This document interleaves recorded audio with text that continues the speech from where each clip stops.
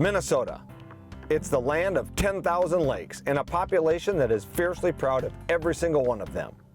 Yes, water is a way of life for Minnesotans. But today, our precious lakes and rivers face a serious challenge from silent, foreign invaders who have proven they have the power to seriously alter how we use our waters. Still, Minnesotans won't give up the lakes we love without a fight, and the future is not written in stone. It'll only take a little knowledge, some old-fashioned teamwork, and the will to lead the way in changing Minnesota traditions.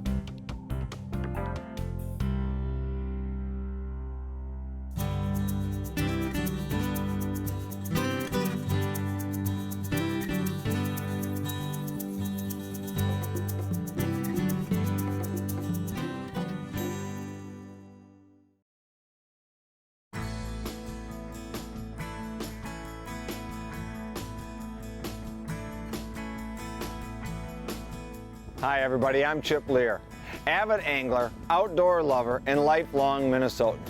I know that you and I can both agree there are few things better than a day on a Minnesota lake, especially when the day is like this one right here. It's absolutely beautiful out here.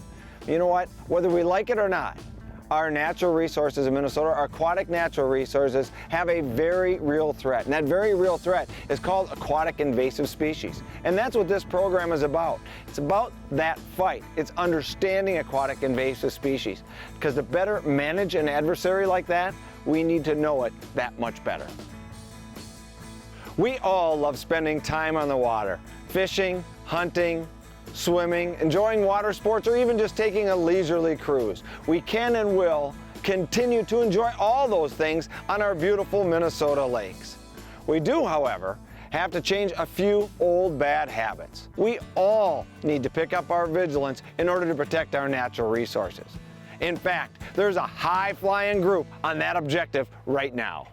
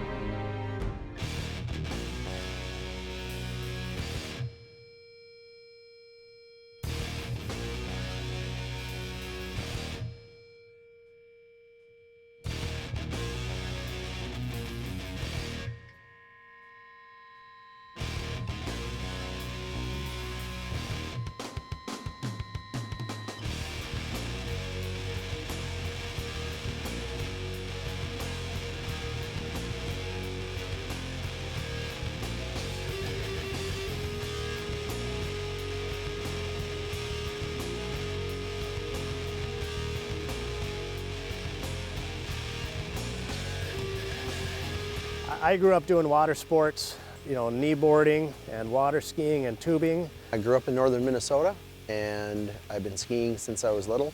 Water skiing, barefooting, wakeboarding. In college, I was introduced to hydrofoiling. After you start hydrofoiling, you don't really want to do anything else. Everything else seems a little bit boring compared to that, but water sports my whole life.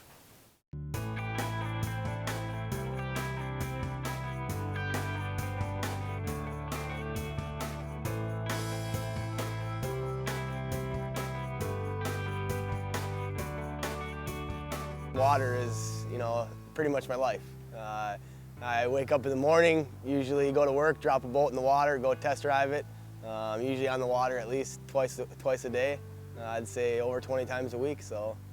Well, I grew up basically in the water. Both my grandparents had lake cabins, and then we constantly went to the lake.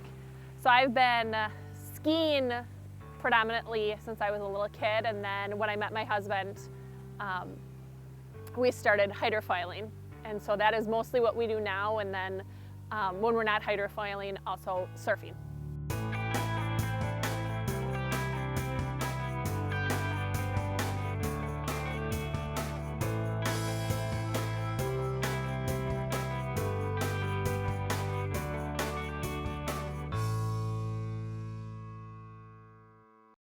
when I'm out on the water, I really enjoy wakeboarding, and the fun thing about it is, learning the tricks. And I'm a pretty competitive guy, so I always am trying to find the next trick, or try to learn something, or try to get better at it. And it's a tough sport, but I've been able to learn a few different things, and by no means am I good at it, but I can function on it, I'd say.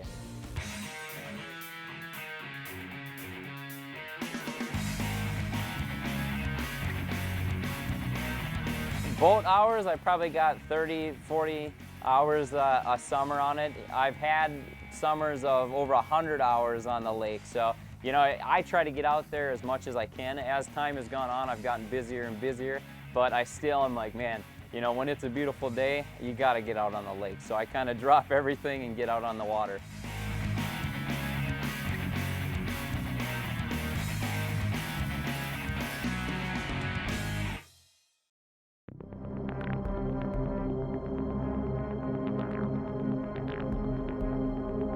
An invasive species is one that is not native to the area, of course, but it's also one that causes some type of harm, whether it be ecological, economic, some type of impact that species is causing by being here. When we talk about invasive species, most people, the first thing that comes to their mind is zebra mussels, Eurasian milfoil, rusty crayfish, curly pondweed. That's what we're talking about when we talk about aquatic invasive species. The 5 big ones being spiny water flea, zebra mussel, faucet snail, Eurasian water milfoil, and curly leaf. And they all have some type of survival tactic, and we have to remember that because they're not native to here, their predators are non-existent. What may eat these over in Europe don't exist over here. So they have a chance to reproduce and then survive, and then reproduce and survive. They say a female zebra mussel can, in each breeding cycle, which they do multiple times in a summer, can reproduce about 40,000 eggs just on one breeding adult. We're entrusting our values that we have today onto our kids. So whatever our lakes and streams look like in the future, that will be the value that we placed and that we have passed on to our children. When it comes to our precious lakes and rivers, the fight to prevent the spread of aquatic invasive species is the struggle of our generation. And we all need to be involved, from anglers to hunters, to recreational users, and anyone who loves our lakes. To find out how you can do your part to prevent the spread of AIS, visit the online home of changing Minnesota traditions at minnesotatraditions.com. Together, we can stop the spread of aquatic invasives and continue to enjoy our beautiful lakes and rivers for generations to come.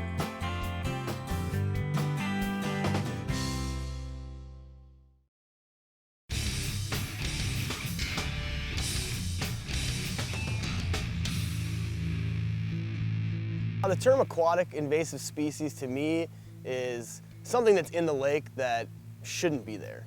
Plants and animals that are non-native to the lake. Well, something that we want to keep away, something that we want to try to protect the lake from. When I hear that, I typically think of the plants, more think of the milfoil.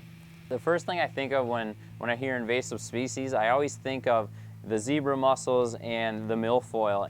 To me, it starts to destroy that balance of the ecosystem in the lake that's so important to maintain healthy lakes. And they call it an invasive species because it invades the lake. And most of the invasive species eventually, if not treated, can take over a lake completely. After seeing it, it really opens your eyes and you go, holy cow, this is a serious problem.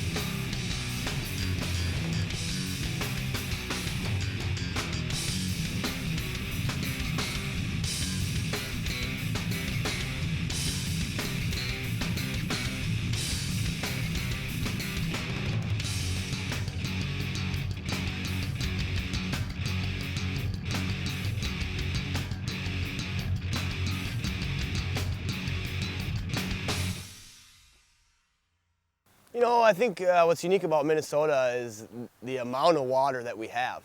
You know, every corner you take on a road, it seems like another lake pops up. And most of them have boat launches, access to get on them. Some of them are very populated, some of them not. So it really gives you that range of, if you want to go way up north, you can find lakes that there are no houses on. Or down towards the cities like Lake Minnetonka, you have, you know, the ability to go out to dinner, go out to lunch, wakeboard, water ski in between. Well, I think we appreciate the waters in Minnesota a little bit more because we have such a short season compared to a lot of other places. So I feel like we kind of need to protect them a little bit more than other places that might get a big long season where they can be out on the water most of the year. Having the ability to use them, enjoying them, being able to see the different scenery on each of the different lakes, really it means a lot to me, and it's something that I want my daughter to grow up enjoying also. I think a lot of Minnesotans almost take it for granted a little bit just because, you know, they're so used to every turn seeing all the water in the lakes, and it's fun to see people from out of state come into Minnesota and, oh my gosh, there's another lake over here, there's a lake over here. Or, you know, you drop a boat on the lake and you start driving around and they're seeing restaurants and marinas with hundreds of boats at them, and it's just, you don't see that in any other state. You don't see, you know, 10, 15, 20 lakes with multiple marinas on them where people can leave their boat there. They don't have to live on the lake. They can leave their boat in the lake to use the boat. And what I really appreciate about the Minnesota waters is that they're nice and clean. It gives us a nice spot to come out and hydrofoil. Living on the lake here, it's very important to us that we keep zebra mussels out of this lake so that we can continue to enjoy it the way that we have. Being a snowmobile athlete, a winter athlete, you know, my summers are typically quite a bit slower, and you know, it works perfect for all the lake area up here in northern Minnesota and Minnesota in general, able to go out and really take advantage of the lakes and have fun. You know, the lakes are such a great place for family, for friends, and just to really enjoy that time out there. And you know, I'm excited to be able to do something like that. Many people feel they can't make a difference. They ask questions or they say things like, well, isn't it naturally aquatic invasive species carried naturally by wildlife or other organisms? Or isn't it just too big for us to get our hands around? Well, I'm here to say that doesn't come about because people are apathetic. Those questions or those responses come about because people feel overwhelmed. And so you don't really, as a person, you don't really need to know all the answers, the life cycle of the zebra mussel, or anything like that. All you need to know is clean, drain, dry.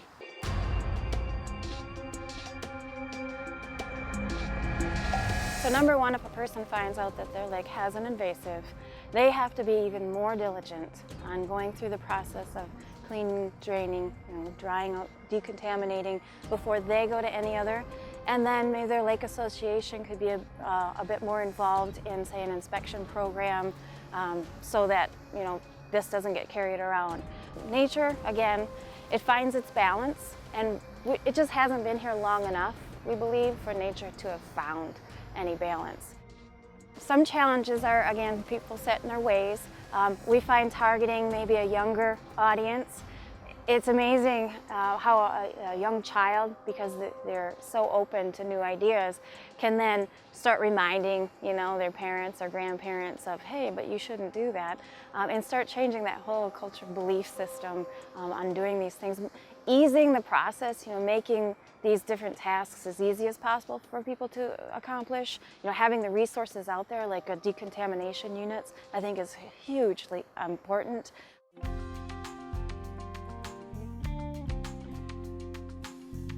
So the first thing you should do when a boat approaches is a visual inspection to make sure there aren't any invasive species on the watercraft. So you look at any crevice or shady spot where a zebra mussel might like to be, and feeling for a sandpapery feel. That will tell me that there are some young zebra mussels on the watercraft. I'm also looking for any weeds that I might see hanging from the bunks or any of the bolts on the trailer. If I were to find a small zebra mussel or one or two zebra mussels, I could use this scraper just to scrape them off the boat surface. I will also check the live well to make sure that all the water is drained and there's no invasive species inside. This boat looks good so far. When the boat approaches, it should have its drain plug out, meaning that all the water is drained from the belly of the boat. Now, if I found a large clump of invasive species on the boat, I would use the pressure washer at this point. Using the pressure washer, you want to be careful of sensitive areas like carpeted bunks or on the motor, especially on this gimbal area. For the exterior or hull of the boat, you want to use at least 140-degree water and hold it on the spot for 10 seconds. The diffuser attachment is great to use on the motor itself. What I would recommend is that you lower the temperature to about 120 degrees and increase the exposure time. Another great use for the diffuser hose is treating the live wells. You put the hose in with 120-degree water and work around the live well from top to bottom in a circular motion. During this process, you are also cleaning out the lines of the boat. The water is coming from the live well, through the lines in the belly of the boat, and out the hole for the plug. Now it's time to do the motor flush. You take your motor muffs and attach it to the diffuser hose. Then you spread the muffs apart. Then you place them over the water intake on the motor. Make sure that the seal is nice and tight. And water will begin. Next, you will ask the boater to start their motor, and the water will begin to go through the motor and do a motor flush. If you have an inboard boat or a boat with a ballast tank system, you can use the fake a lake and place it wherever the boat has a water intake. Twist the lower part and extend, and then lock into place. And water will begin to flush out of the fake lake. To wash the belly of the boat with the pressure washer, use this attachment and attach it right to the attachment point of the pressure washer.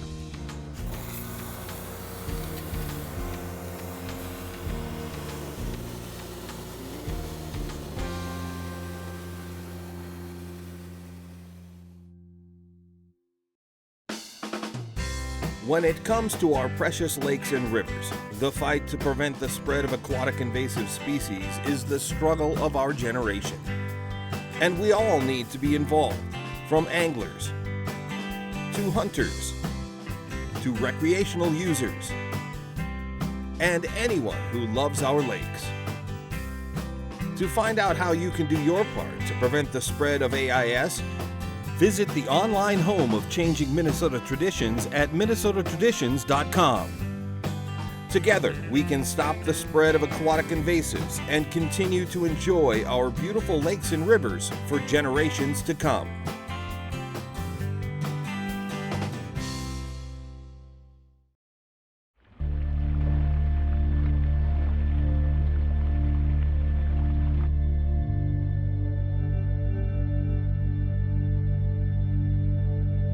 We are at the greatest point in Minnesota history to make a difference. There's political will to work on aquatic invasive species. There's funding coming from the state. There's local counties doing their part with inspectors and decontamination units. There's the Department of Natural Resources working on this. And there's the University of Minnesota doing research, which just isn't focusing on what's here now, but what could be coming in the future. All the pieces are together to make this thing happen and to prevent the spread of aquatic invasive species. What we need is you.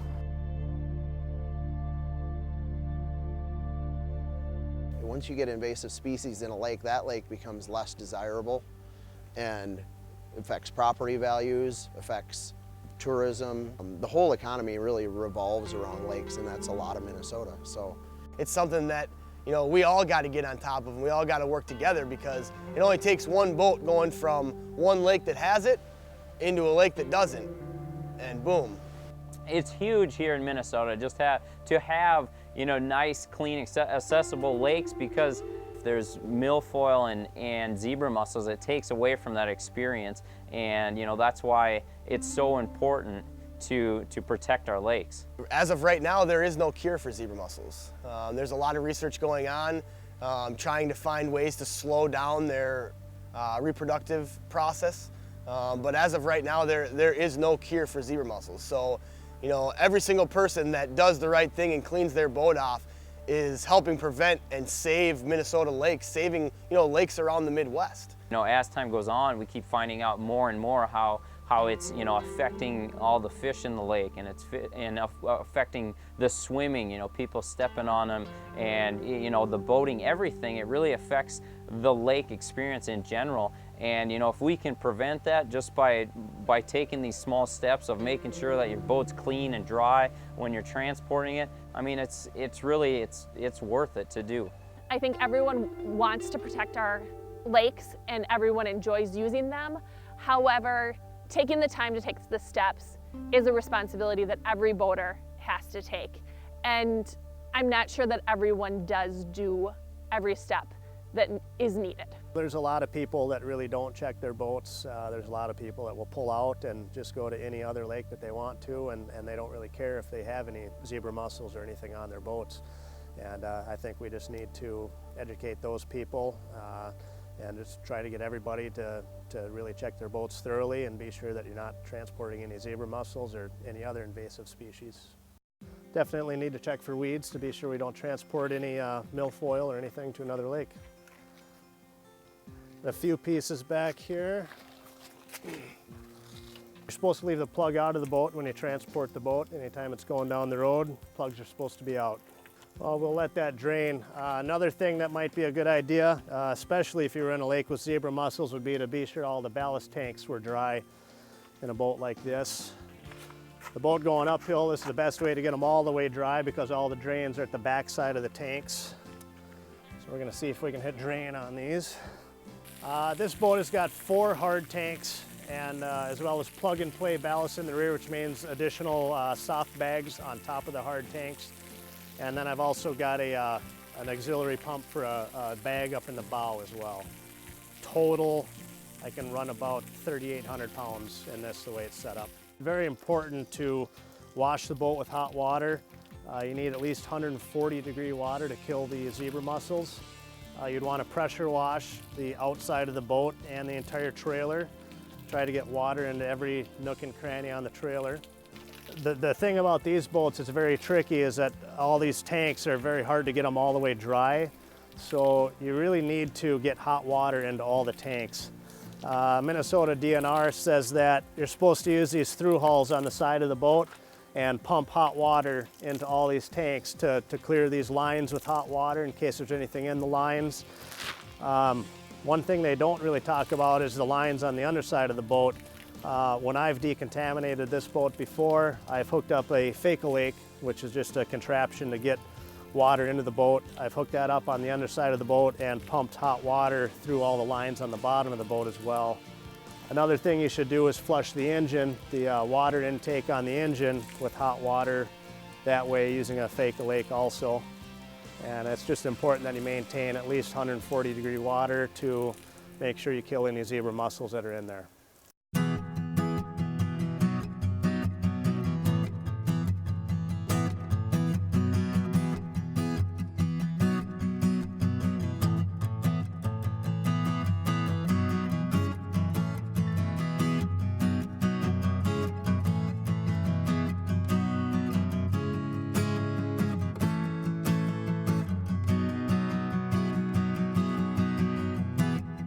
You know, it's scary to think about because I think of the times we have with our friends and family when we're swimming, you know, down on the beach or we're out, you know, fishing or something like that. And to take that experience down a notch is kind of a tough thing to think about.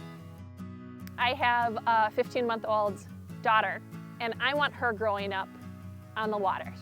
And I want her being able to enjoy it without having to worry about all the hazards of invasive species. Obviously, they're still going to be around. However, if the lakes are completely shut down, she's not going to have at all the same experience that we are able to enjoy. And it's something that I really feel is important for the next generation. There are more invasive species out there than what we have. So, one of the goals of our program is to prevent the introduction of any new invasive species, and they're on the horizon. There are neighboring states that have things that if got into our ecosystems, who knows what havoc they would wreak. I don't see, gloom and doom, as we talked about. I see type of a management route to the things that are here and making sure nothing new comes.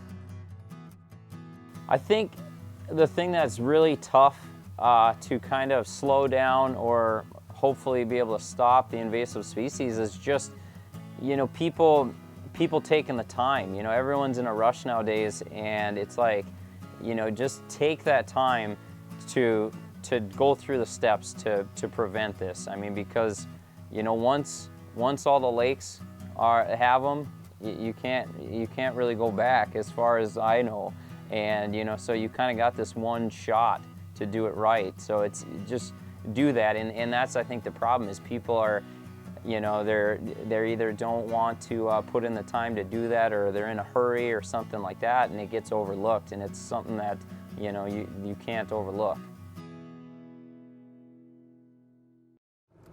In the end, it doesn't matter why we love our Minnesota waters or how we use them. Whether you're a hunter, a wakeboarder, a jet skier, maybe you're a hydrofoil or want to be, or maybe you're a fisherman like me, we all love views like this and days like this on Minnesota waters. Moving forward, Minnesota traditions are going to have to change a little bit to ensure that these resources are here to enjoy like we have for generations to come. On behalf of everyone that has made this program possible, I'm Chip Lear, and I look forward to seeing you on the water. This program was brought to you by the Mississippi Headwaters Board, which encourages you to protect and enjoy our natural resources. For more information, please go to mississippiheadwaters.org/AIS to find out more about what your local county is doing to protect our resources.